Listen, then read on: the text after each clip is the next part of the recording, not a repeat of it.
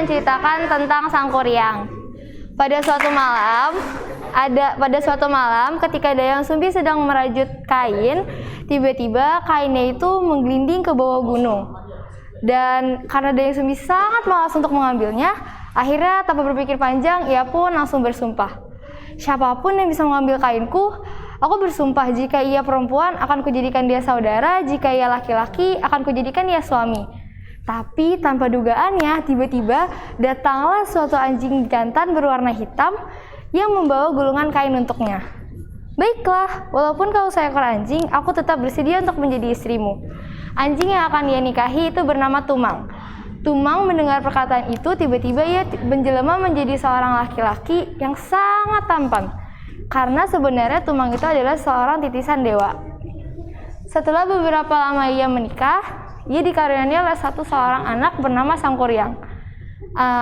Anak itu tentu tidak tahu bahwa ayahnya adalah seekor anjing.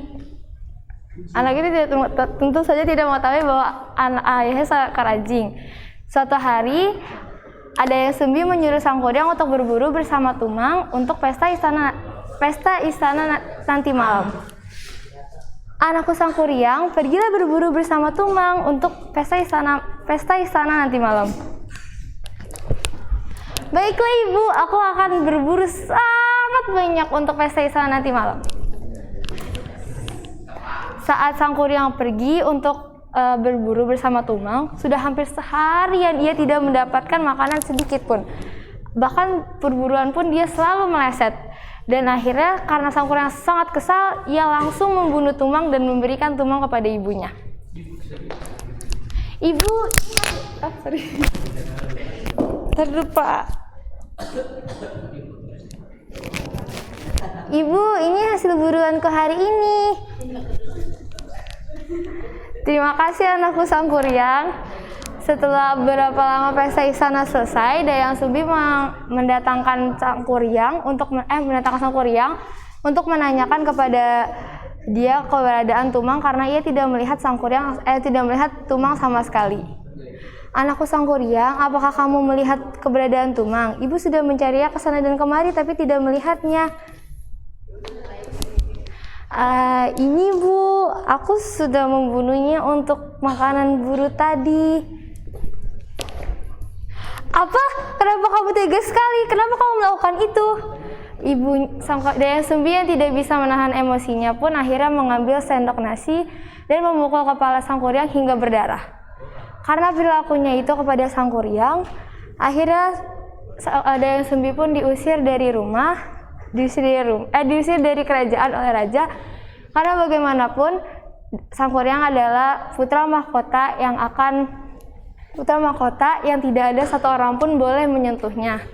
Akhirnya Dayang Sumbi pun pergi dari rumah tersebut.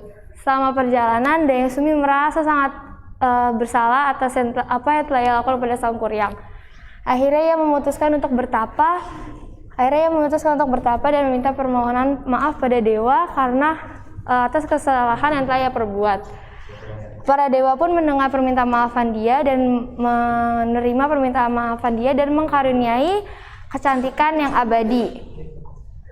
Suatu hari, setelah beberapa tahun, Sang Kuryang bertumbuh menjadi seorang pria yang sangat tampan dan gagah. Suatu hari saat Sang Kuryang pergi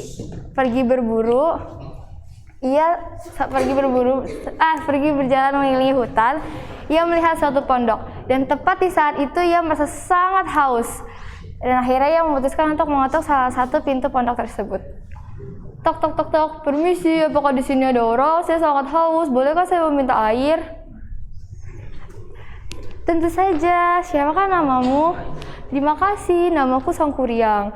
Kamu cantik sekali, siapakah namamu? Tidak, namaku Dayang Sumbi. Namanya sesuai dengan orangnya. Setelah beberapa lama, mereka sering bertemu dan sering berbicara dan mereka saling jatuh cinta. Suatu hari, sebelum Sang Kuryang pergi untuk berburu, Dayang Sumbi memutuskan untuk membenarkan ikatan kepala Sang Kuryang. Tapi pada saat ia melihat kepala Sang Kuryang, ia melihat sesuatu yang janggal. Luka ini seperti luka anakku. Sebaiknya aku tanyakan langsung. Dalam hati Dayang Sumbi berbicara, Sang Kuryang, kenapa kamu memiliki luka di kepalamu? Aku tidak tahu kenapa pastinya, tapi yang aku tahu di hatiku hanya ada kamu, Dayang Sumbi, menikahlah denganku. Jawabannya, aku tunda dulu, tidak apa-apa kan ya Sang Kuryang? Baiklah kalau begitu, aku pergi dulu berburu. Berhati-hatilah. Bagaimana ini? Aku tidak mungkin menikah dengan anakku. Aku harus memikirkan sesuatu. Bagaimana kalau aku membikinkan 2 syarat? Jika ia berhasil melakukannya, dia akan menjadi suamiku. Jika ia tidak berhasil, maka ia tidak bisa menikah denganku. Akhirnya pada malam itu ia pun memberikan Sang Kuryang 2 syarat tersebut. Sang Kuryang, jika kamu bersikeras ingin menjadi suamiku, kamu harus mendapatkan 2 syarat tersebut. Apa itu? Katakanlah. Kamu harus membuatkan aku danau dan perahu sebelum matahari terbit. Sanggupkah kamu? Sanggup. Apapun yang kamu mau, aku sanggupkan. Setelah itu, Sang Kuryang langsung memanggil makhluk-makhluk halus untuk membantunya. Dan tentu saja, semua yang ia lakukan hampir selesai sebelum matahari terbit. Bagaimana ini? Aku tidak mungkin menikah dengannya. Aku harus memikirkan cara untuk menggagalkannya. Akhirnya ada Dayang Sumbi yang sangat panik, ia langsung berdoa kepada Tuhan. Tuhan, aku tidak mungkin menikah dengan anakku. Tolonglah percepat matahari terbit. Gagalkanlah rencana Sang Kuryang. Dan tanpa diduga, tiba-tiba keajaiban datang dan matahari terbit lebih awal. Sang Kuryang, kamu telah gagal melakukan 2 syaratku. Kamu tidak bisa menikah denganku. Apa? Bagaimana mungkin? Sang Kuryang yang sangat kesal, akhirnya ia langsung menendang perahu dan perahu itu disebut juga dengan Tangkuban Perahu. Sekian dari saya, terima kasih.